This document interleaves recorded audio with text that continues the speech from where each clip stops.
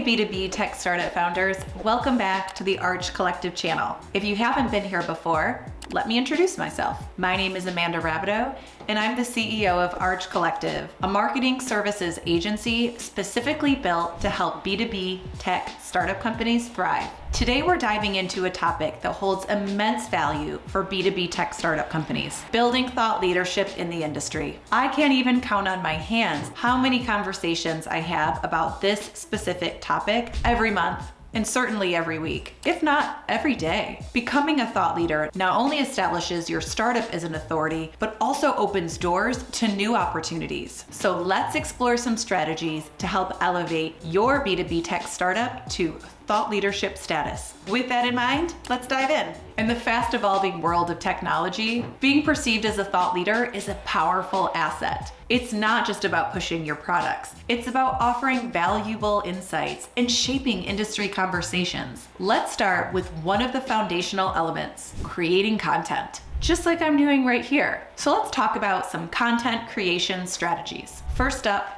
in-depth blog posts and articles. Create long-form, insightful content that addresses industry challenges, trends, and solutions. Share your unique perspective and showcase your startup's expertise. Something that I like to put out here too is that telling stories in these blogs and articles will help make your content that much stickier. Just think about it for a minute. So many lessons that we all learned as children were often communicated through stories and through metaphors. One common children's story is the tortoise versus the hare, Aesop's fables. These teach us valuable lessons, and we remember them because they were told to us as stories. Now that we're all grown up, our adult brains still kind of work like a child's, and that stories help things become sticky. So don't shy away from including stories or anecdotes within the blogs and articles that you publish. Next up, white papers and research papers. Conduct original research or share in-depth insights through white papers. This not only adds credibility, but also positions your startup at the forefront of industry knowledge. Networking and collaboration.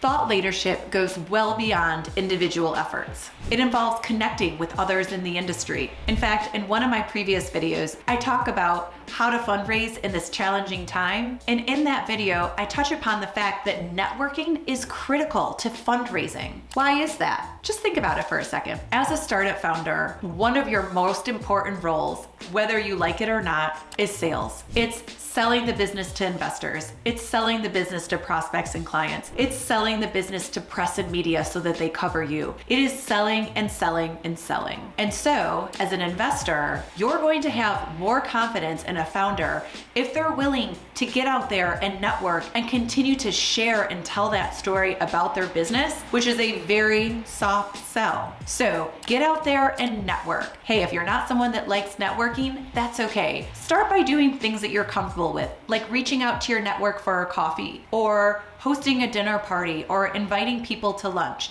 You can build from there to becoming a speaker at events or hosting big events where you can share and tout what your startup's expertise really is. And while you're networking, you might even meet some industry influencers. Well, that's next up, which is collaborate with industry influencers. Hey, look, influencers have already built a following. They've already established themselves at the forefront of your industry. So why not try and ride their coattails for a little bit? This can be an extremely effective and efficient way to grow your followership and to help elevate your status into a thought leadership one. You can do this by co-creating content, participating in joint webinars, or if they have a podcast, reach out and see if you can be a guest. Any way you cut it, leverage their audience to amplify your reach. Next is participate at industry events. Look, I have mixed feelings in general about industry events. They can often seem impersonal and like there isn't a lot of connection points there, but they are a great way to start elevating your brand, driving brand awareness, and if done effectively, establishing you and your startup as a thought leader in the space. Attend and speak at conferences, webinars, panel discussions, and fireside chats. Sharing your insights in these forums can enhance your credibility and visibility within the industry. Something that a lot of people don't think about when it comes to thought leadership is it isn't a one and done. Say, oh, I posted an article, everyone's gonna think of me as a thought leader.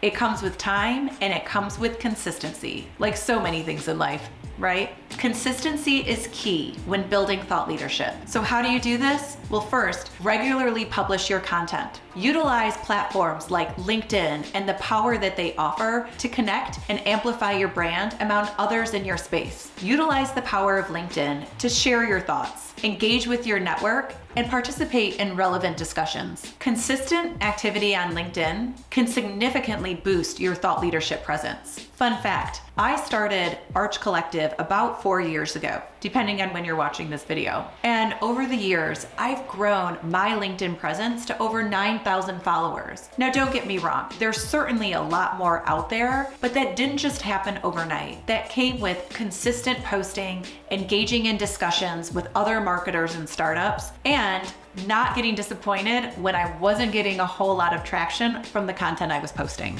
Host regular podcasts or webinars where you discuss industry trends, share expert interviews, and provide valuable insights. Everyone consumes content in different ways. So if you've got content that you can read, why not have content that you can listen to? That's why podcasts are taking off, or certainly have been in the last few years. Using podcasts and webinars positions your startup as a go-to for industry knowledge. In conclusion, building thought leadership content in the B2B tech space requires a strategic and multifaceted approach. By creating consistent content, networking with industry influencers, and being consistent about putting your content out there, whether it's blogs, articles, podcasts, or webinars, your tech startup can carve out its place as a thought leader in the competitive tech landscape. So that wraps up our discussion on strategies for building thought leadership in the B2B tech space. If you find this type of content helpful or interesting, drop me a like